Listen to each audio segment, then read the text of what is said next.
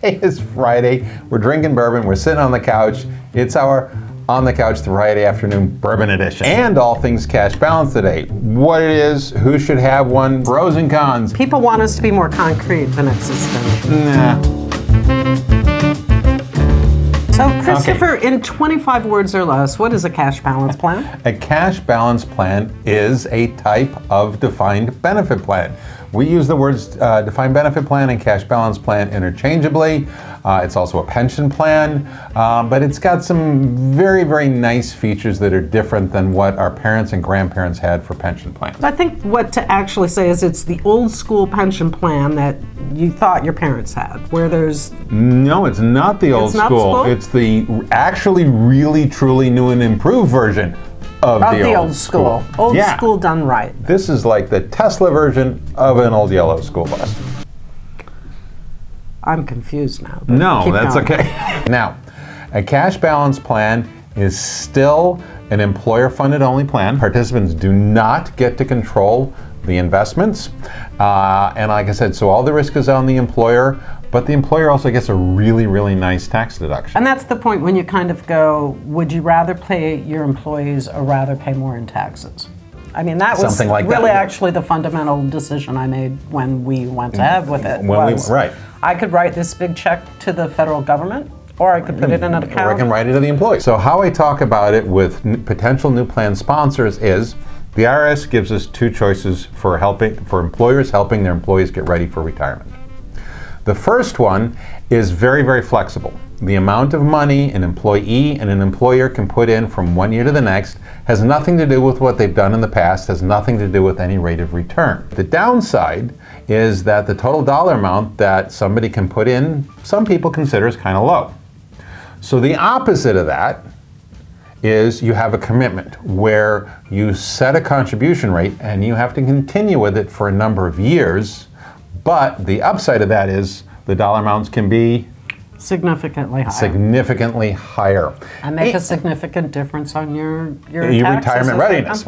Now, I'm obviously and definitely a boomer, right, Zach? Okay.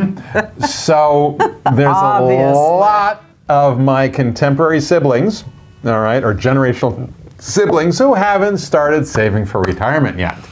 It's a little late to start with a simple. It's a little late to start with a SEP. You're going to be working for quite some time with a 401k plan. But if you have the positive cash flow, you can get ready in in 10 years with a cash balance plan.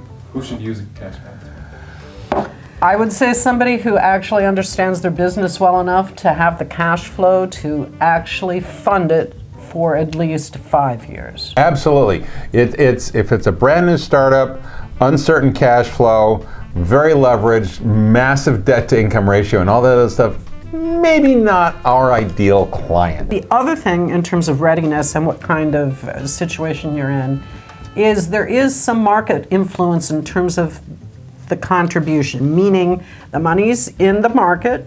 If there's a really huge year worth of return, you might not be able to put in as much in, or if the market crashes, you might have to put more in. This is a situation where the rate of return of the investments has a direct and ongoing effect on the amount of money you can or must put in for any given year. Because the gain loss affects the contribution amount, because we are defining a benefit in the future. The IRS regs don't care if that benefit comes from contribution or gain, all right? So the more gain you get, the less contribution you get to put in. So the Mitt Romney trick of having a IRA and putting stuff in it and having $1 million worth of blow up, you can do that in an IRA or a 401k plan. Because those don't do it in your defined benefit. Those are defined contribution plans. It doesn't matter what the rate of return is in a defined benefit plan. It's going to bite you.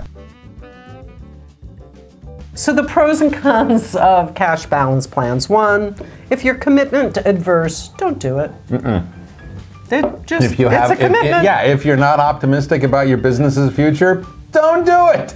If you just want to blow up investments and have it be amazing, just stay on a defined contribution side. Because we pair, because we coordinate 401k plans with cash balance plans. That's how you leverage the allocations the best.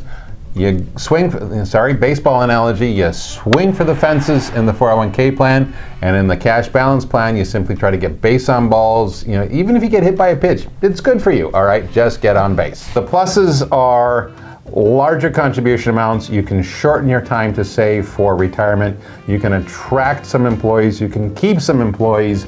You get a if managed right, you get a very nice tax deduction. The downside, of course, is like we were talking about before, it's inflexible once you've got it started. It's an ongoing commitment. And And you need to be good at doing things too, right? Meaning, if you're bad at keeping records and you're bad at making contributions at the right time, that's like a world of hurt. So know yourself, I'd say. Hopefully we've answered more questions than we've caused with our little chat about cash balance plans. But if you can come back do to have Christopher questions, with more questions. I guess I'm always pointing like here, but I guess it always shows up here in the corner. sales@hunterbenefits.com, not some of the other words he's put up there. All right. Like, subscribe, tell your friends, tell your neighbors, tell the people you don't like. Just comment. Let us know how else we can help you. All right. Okay. Sounds good. Take care. Bye bye. Take care.